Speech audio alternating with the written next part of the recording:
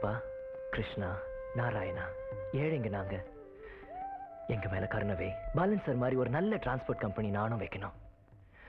கிருஷ்ணா, ஐயப்பா, சபரிமலை சாஸ்தாவே, என் அம்மா அப்பாவுக்கு எந்த கஷ்டத்தையும் கொடுக்காத, அவங்களுக்கு நல்ல ஆரோக்கியத்தை கொடு.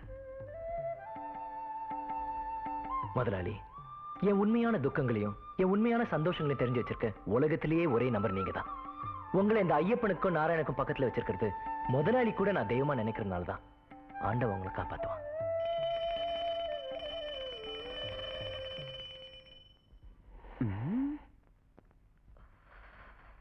ஏதோ கனவு மாதிரி இருக்கு பகவானே. யார் இப்ப வந்து மணி அடிச்சது?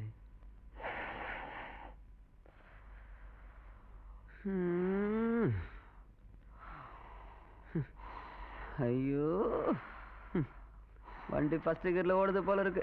காதம்பரி, காதம்பரி, நீ அந்த கியரை கொஞ்சம் மாத்தி டாப்புக்கு தட்டு. நான் நிம்மதியா கொஞ்ச நேரம் தூங்கணும். ஃபர்ஸ்ட் கியர்ல தூங்காதே, ஃபர்ஸ்ட் கியர்ல தூங்காத நான் எத்தனையோ தடவை சொல்லியிருக்கேன். அந்த கியரை கொஞ்சம் மாத்து. யாராவது இந்த நேரத்தில்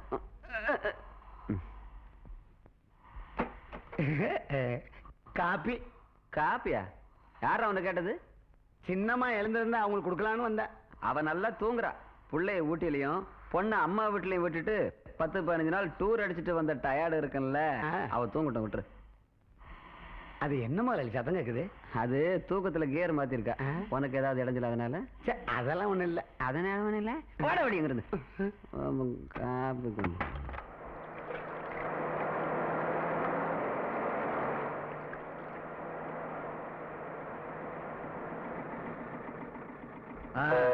பாய் பாய், இப்ராஹிம் பாய் பாய். இந்த பாய் எங்கேயா போனாரு தெரியலையே. எங்கயா போய் தொலைஞ்ச? நான் ஒண்ணுக்கு போயிட்டு வந்தேன். உடம்பு சூடா இருந்துச்சு. அதுக்கே வெளியே போற? உள்ள போக கூடாது? அது கொஞ்சம் தாராளமா போலாமே தான். பாய், பஸ்ஸோட பேக் டயர் வெடிச்சு கேன்வாஸ் எல்லாம் அவுட். இல்லையா, எங்க போற? மைசூர் யானைக்காட்டுல டயர் பஸ்ட் ஆகி போயிடுச்சு. இந்த விஷயத்தை முதலாளி கிட்ட விவரமா எடுத்து சொல்லணும். சாதியை கூட போன் பண்ண. அது இந்த விஷயத்தை நீங்க முதலாளிட்ட சொல்றதை விட சுதாகிட்ட சொல்லுங்க. அவரு போய் முதலாளிட்ட சொல்லிடுவாரு. இல்லன்னா முதலாளி உங்க வாழ்டிப்ப பிடிக்கிடுவாரு.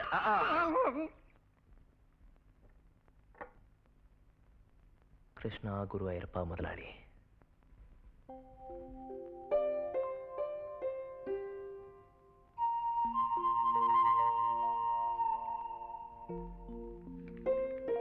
என்னை கண்டுபிடியுங்கள்.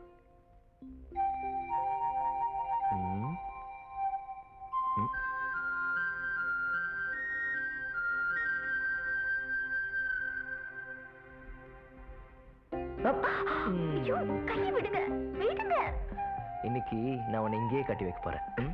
மணி சத்தம் பலமா இருந்துச்சு. இவ்வளவு பலமா அடிச்சதா ஆண்டவன் வருவானா? மணி சத்தத்தை கேட்டு வாழ்ற ஒரு பக்தன் தான் ரமணி நானு. மணி அடிச்சாதான் இந்த காலத்துல ஏதோ நடக்கும். நம்ம கல்யாணத்தை கூட அவர் தான் நடத்தி வைக்கணும். அடுத்த புரட்டாசிக்கு முன்னாலேயாவது நம்ம கல்யாணம் நடக்கணுங்கிற நினைப்புல எங்க அம்மா செய்யற அர்ச்சனை ஆர்ப்பாட்டங்கள் எத்தனைன்னு உனக்கும் தெரியும்ல. புரட்டாசிக்கு முன்னால என் பரீட்சை ஒன்றும் நடக்காது. அப்புறம் புதுசா ஒரு காக்ரா சொல்லி வந்திருக்கு. கீழே மெரூனும் மேல கிரீமும். நேத்து நாம பார்த்த படத்துல சோபனை போட்டிருந்தாலே அது மாதிரி. ஓகே ஓகே, அடுத்த மாசம் சம்பளத்தை இந்த மாசமே வாங்கிட்டேனே. 1ஆம் தேதி ஆகட்டும். வாங்கி தருவீங்களா?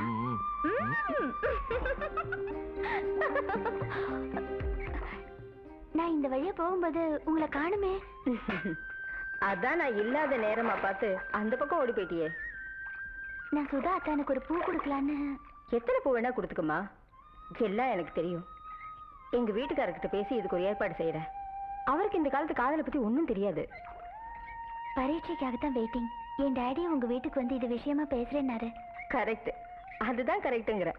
இருந்தாலும் நீ ஒரு விஷயம் புரிஞ்சுக்க. லவ் பண்ணலாம், நானும் லவ் பண்ணியிருக்கேன். ஆனா அதுலயும் ஒரு அடக்கம் ஒடுக்கம் வேணும். அது ரெண்டும் இல்லாம போனா அதிகம் இந்த சோறு மாதிரி கையில வச்சு உருட்டவும் முடியாது, தின்னவும் முடியாது. உங்க மகன் மேல நான் வச்சிருக்கிற அன்பு கொஞ்சம் அதிகமா இருந்தாலும் இனிமே நான் அதை வேறொருத்தனுக்கு பரிமாற மாட்டேன். அது கேவலம். ஏய், நீ என்னடி உன்னை சொல்லிட்டு போற? இந்த டிக்கெட்டை கொஞ்சம் பாரு. போன வாரத்துக்கு ஃபர்ஸ்ட் செகண்ட் தேர்ட் ஒவ்வொருத்தர் கொண்டு போயிட்டாங்களே, அப்ப ஃபோர்த்ல இருக்கும் பாரு.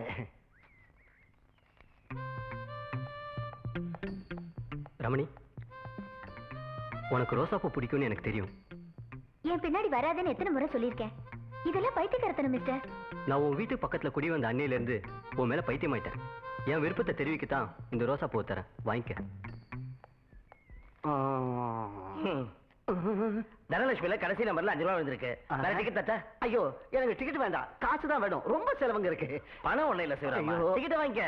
தந்தாஜே வந்து இந்த பாரு.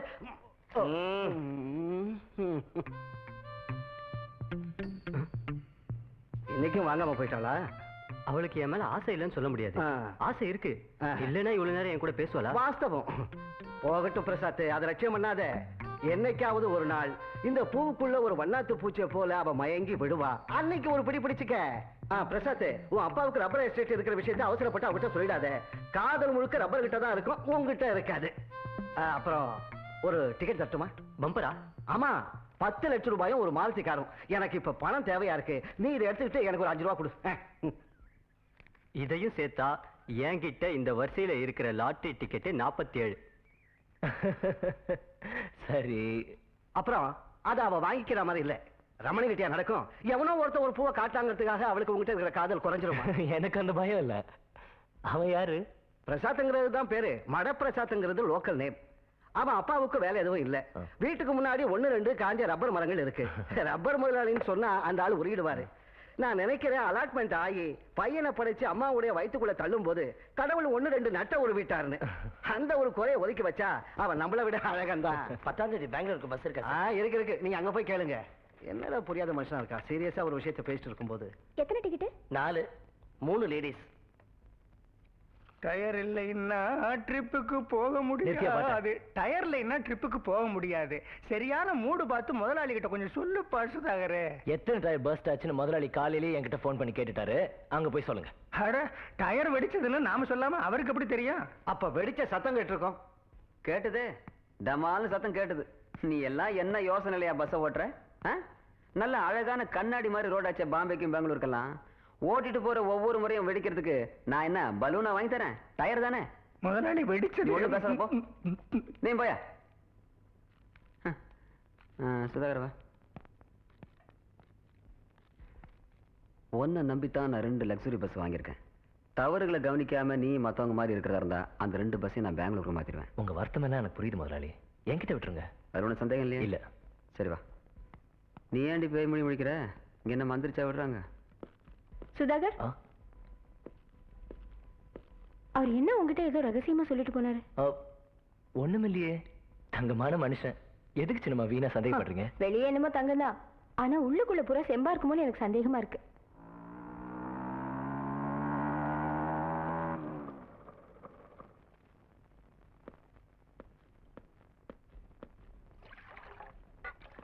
தம்பி வந்துட்டாரு. அரிசி இப்பதான் போட போறோம். சுதாகர், உங்க அப்பா வந்துட்டாருடா. தெரியுமே, பெருசா போர்டுல பத்மஸ்ரீ வீரபத்ரன் போட்டிருக்கேன். இவருக்கு என்னங்கம்மா பத்மஸ்ரீ கிடைச்சது? அதான் இப்ப எல்லாருக்கும் கிடைக்குதே, அவருக்கும் கிடைச்சிருக்கும். டிடி, நான் உங்ககிட்ட ஒரு விஷயம் சொல்ல மறந்துட்டேன்டா. அவர் வந்து கை கால் அலுமின உடனே தொடக்க துண்டு எடுத்து கொடுக்கும்போது அவரே என் கையை வாங்கி பார்த்துட்டு உடனே கேக்குறாரு, இன்னைக்கு வீட்டுல சாம்பார் தானேன்னு. அப்ப நான் சாம்பாரை பத்தி நினைச்சு கூட பார்க்கல. நீ எப்போ அந்த வீட்டுல சாம்பார் தானே வைக்கிற? இதுக்கு எதுக்குமா ஜோசியம்? போடா இவனே, உனக்கு தான் அவர் ஜோசியத்துல நம்பிக்கையே கிடையாது. அதெல்லாம் சொல்லாதடா. அவரை போய் பாரு, நல்ல தேஜஸ். யார் முகத்தையும் பார்த்து உள்ளதை உள்ளபடி துணிச்சலா போட்டு உடைக்கிற பாரம்பரியம் உள்ள ஜோதிட பண்டிதரோட கடைசி வேர் தான் நான். அது ஏன் சார், உங்க வீட்டுல உங்களுக்கு அடுத்ததா புது வேர் ஒண்ணும் முளைக்கலையா? முளைச்சது. ஒண்ணே ஒண்ணு முளைச்சது. அத நிக்குதுல்ல.